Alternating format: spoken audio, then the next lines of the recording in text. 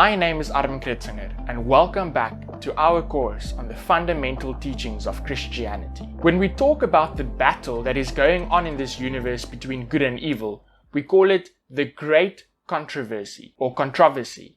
A controversy is when there is a disagreement, and we call it great because it is the most significant, most important disagreement or controversy. We read about this great controversy in Revelation chapter 12 verse 7. And there was war in heaven. Michael and his angels fought against the dragon, and the dragon fought and his angels. The Bible describes this as a war. And what are the sides in this war? What are the sides in the great controversy? Revelation says that on the one side we have Jesus Christ and his angels, and on the other side we have Satan and his angels. The name Michael is used to describe Jesus before he was born on our planet. The name Michael means who is like God. And who is like God? Well, Jesus is like God. And Michael is called the archangel because an angel is a messenger. And Michael is the leader of the angels. He gives their orders and their messages. You can contact me on more reasons why Michael is another name for Jesus. So from Revelation we learn that the great controversy is between Christ and his angels and Satan and his angels. And when we learn what the great controversy is about, then we can clearly understand that there are only two sides in this war. There is no third option. There is no neutral ground. So what is this great controversy about? I love the way Ellen White explains it in her book The Desire of Ages, page 435.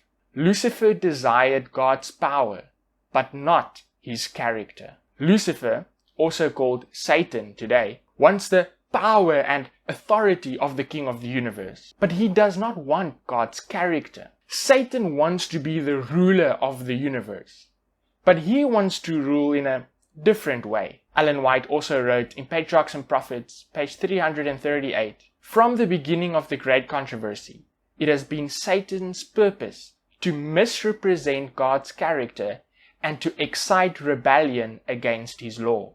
Once again, we see that in the great controversy, it's Satan's purpose to have the universe rebel against God's law and government and to misrepresent God's character.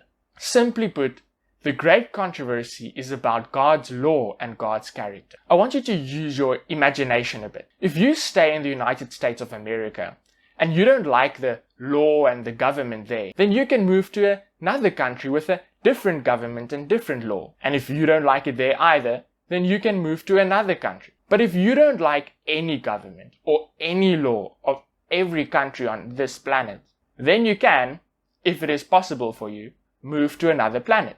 And so you can move from country to country, planet to planet, solar system to solar system, and galaxy to galaxy. But eventually you will run out of options. If you don't like this universe, there's no other universe. So on the lower levels of governments and laws, you might be able to choose where you want to be. But eventually, as you're unhappy and you move up in the chain of authority, you're going to run out of options. God is the government of this universe. And God, being all-knowing, He knows what works best for the universe. He knows what works best in the universe, for the universe, and for its inhabitants. God knows that it's unselfish love that works best for the universe and its inhabitants. And so that is God's law, unselfish love. God's character is also unselfish love. So God's law and His character, they just go together. They can't be separated. So God's law of unselfish love, which is used to govern the universe, is what works best in the universe.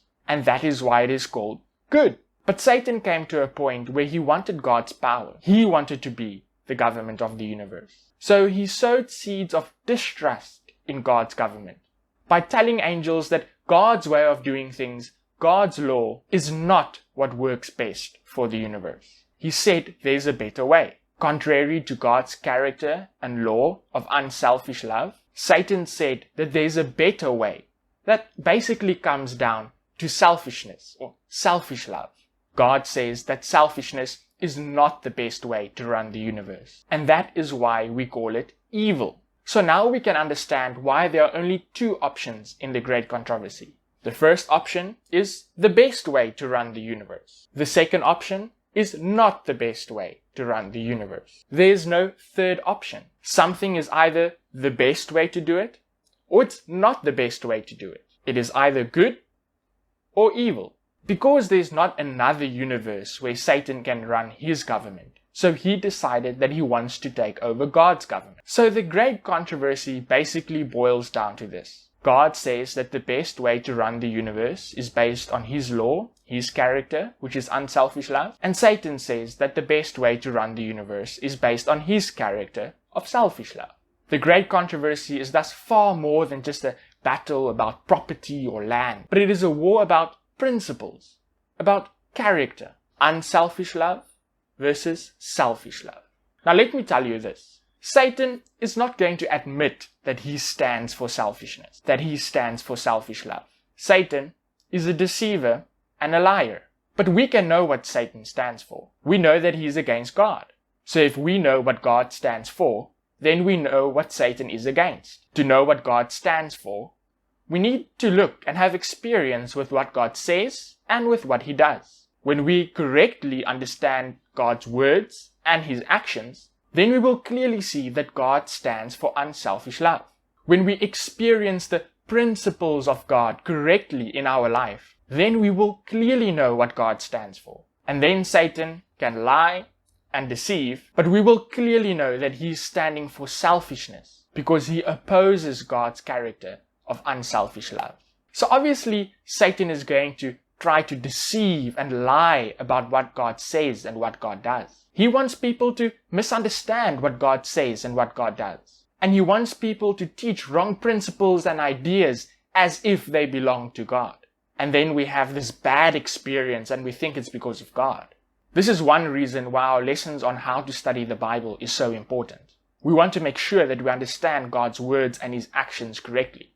The good news is that God doesn't just stand back and do nothing. If someone is sincerely seeking for truth, then God will reveal himself to that person. Every person who's truly seeking and willing to follow will know the truth about God and his word and his character.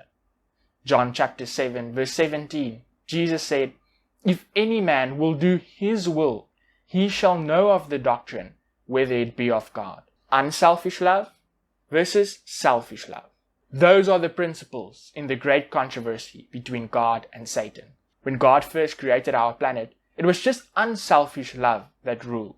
The bee working together with the flower to produce honey and also spread the seed of the flower.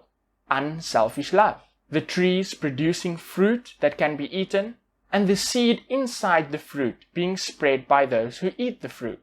The sun giving light to the plants to grow and the plants giving oxygen. Everything was in harmony. No death, no lies, only unselfish love. But after Satan's influence touched our planet, things started to change. Animals started eating each other. We see death, we see lies, selfish love. In the great controversy, we all need to make a choice. Which side are you on? Take a look around you and see the great controversy with your own eyes. See the principles of God at war with the principles of Satan. Look at your own life. Look at the experiences that you've had with unselfish love and with selfish love. The times when you're lying, deceiving, stealing, hurting other people, selfish. Is that really a good life? Or what about the times when you were honest and kind, friendly, and you helped someone without expecting anything in return, unselfish? Is that a good life? The great controversy impacts all of us. There is no middle ground. It is one side or another. Which side are you on? God and unselfish love, or Satan and selfish love?